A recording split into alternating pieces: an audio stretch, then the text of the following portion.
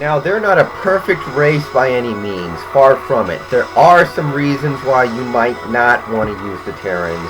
I'm going to go over my 5 favorite of them now, or should I say least favorite. Number 5 would be poor early defenses.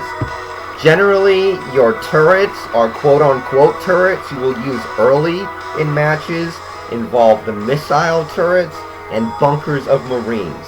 The bunkers are good. The bunkers can attack ground and air units, are fairly powerful, and provide a nice defense for the Marines that you put in there. But they are so expensive. You have to build the bunker, and then you have to build the Marines to put in the bunker. And you might have to refill it with Marines as time goes by if you use them or if they die. So it really is a drain on your resources. And the turrets I just plain don't like. They can only attack air units, and I just don't think they're that powerful. I think in swarms they can be good, and they're useful as detectors, but that's really all the good things I can say about them. I don't build them unless I really absolutely have to. Not really a fan of the early defenses. I think you're in trouble until you get siege tanks. Number 4 is how time-consuming this race can be. For instance, when you're building a new building, you have to have your SCV on hand the entire construction time. He has to be there to actually construct it. And this doesn't seem so bad at first. You'll probably get used to it. But after you play as the Zerg, and especially the Protoss, you're not going to like it very much, because you'll see how much better things can be with the other units. What's more, while this could just be an illusion created by the other units in the game, the Wraiths and the Battlecruisers seem to take a long time to build. And that's not to mention things like how long it takes to get to a nuke, how long it takes to get to the Battlecruisers. It's going to take a long time for you to build up to where you need to be. You might be dead before you can get there. So this is a pretty time-consuming race. Number 3, we got burning. It doesn't sound like that big a deal, but whenever a building is reduced to about a third of its full health, it catches on fire, and it starts to burn and continue to lose health until it eventually blows up.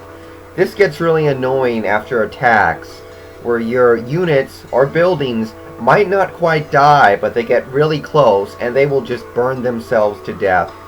It's pretty annoying that you gotta send your SCVs out there and you have a time limit, especially when the other 2 units have no such rules. It's something you can deal with pretty easily, and it's something that doesn't come up that often, but when your buildings get down to a low health, it can be really frustrating. Number 2, we got no auto healing, and this is really tough after playing as the Zerg.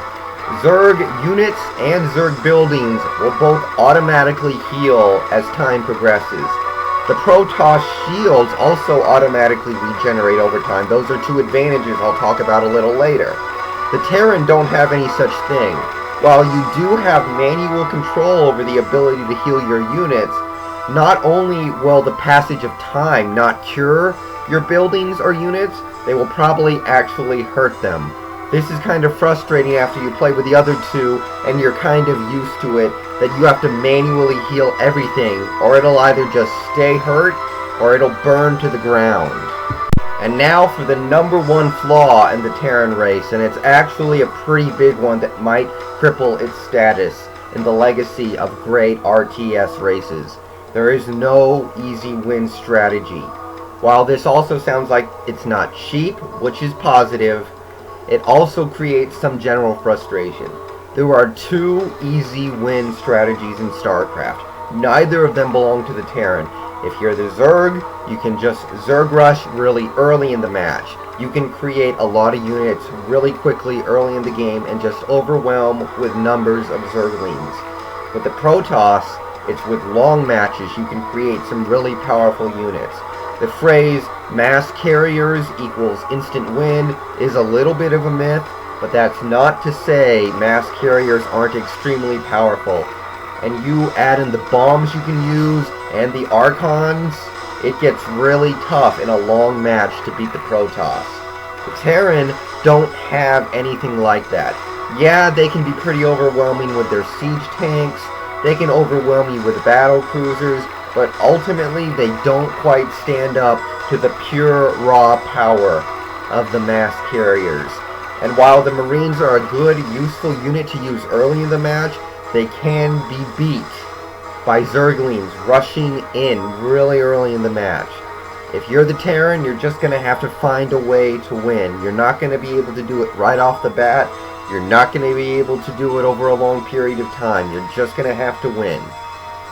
And those are my pros and cons with the Terran race. Overall, I think it's the best beginner race because, again, it's like the missionary position. It's very plain, very simple. It's kind of sort of what you would expect from an RTS.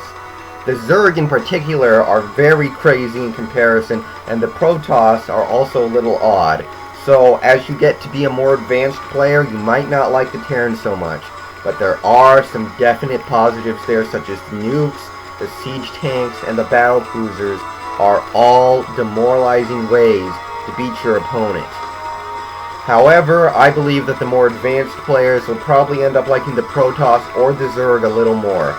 But that's the great thing about Starcraft. We can debate the pluses and minuses forever. Next up, I'm going to talk about the Zerg, but that's for another time.